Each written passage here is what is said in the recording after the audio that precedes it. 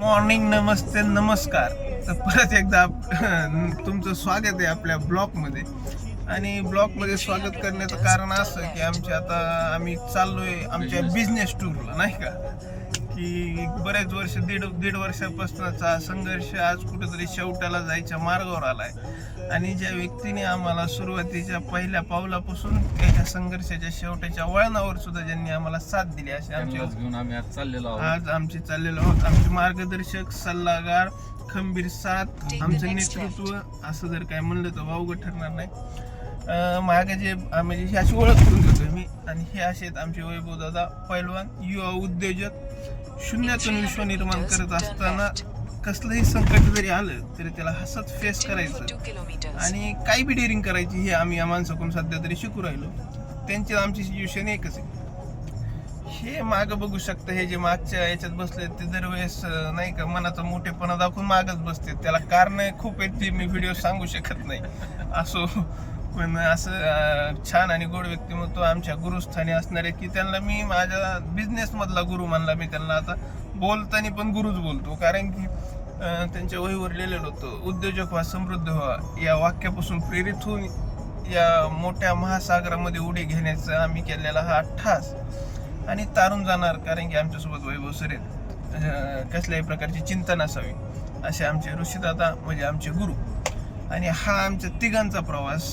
की तुमची एक गोष्ट लक्षात येईल, संघर्षाच्या काळात कोण जवळ असतं बघा. आम्हाला मित्र आहे, मला तर बाई गाव उलट पडलंय, आपलं काही इतके संबंध आणि इतकी गोड. पण संघर्षाच्या काळात जो खरा जवळ असतो तो आपला असतो, असं अगोदरपासून म्हणत आले. तसे आमचे वैभव दादा संघर्षात सोबत ब्लॉक माझ्यावरच आहे सगळा. नाही, असं काही नाहीये, पण एक सांगतोय सर की बाबा ब्लॉक गुजरातवर करायचं आपल्याला. गुजरात पूर्ण 2 दिवस गुजरातवरच करायचंय. आता गुजरात काही विषयच नाही. तर नाही, फक्त सांगण्याचा उद्देश हा होता की आमचे बरेच मित्र आहेत, आमच्यावर प्रेम करणारे बरेच व्यक्ती आहेत, पण आज आम्ही तिघच जण चाललोय, कारण की वेळ ही खूप भयानक असते, की जो आपल्याला वेळ देतो तोच खरा आपला असतो. तसे आमचे वैभवाने वेळ दिला आणि आता आम्ही चाललोय गुजरातला. कारण एकच आहे, रॉ मटेरियल आणायचे, लवकरात लवकर कंपनी चालू करायची आणि बघितलेले स्वप्न सत्यात उतरायचे.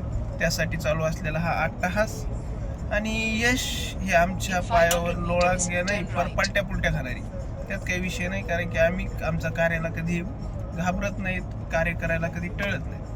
असो, आपल्याला पुढं आणखीन खूप वेळ आहे. आत्ताची तर सुरुवात झाली आहे. आत्ता वाजलेत मला वाटतं पावणे सहा वाजलेत आणि आम्ही आत्ता प्रवास चालू केला आहे. आम्हाला जायचं आहे 800 किलोमीटर.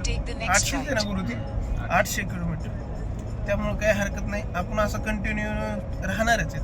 फक्त सुरुवात याच्यासाठी केली की आपल्याला आज आपण निघलोय हे सांगायचं होतं. आजचा ब्लॉग जसा आम्ही आत्ता त्या दिवशी औरंगाबादचा पाहिला, तसाच हा पण ब्लॉग अस्मरणीय राहील हीच अपेक्षा करतो.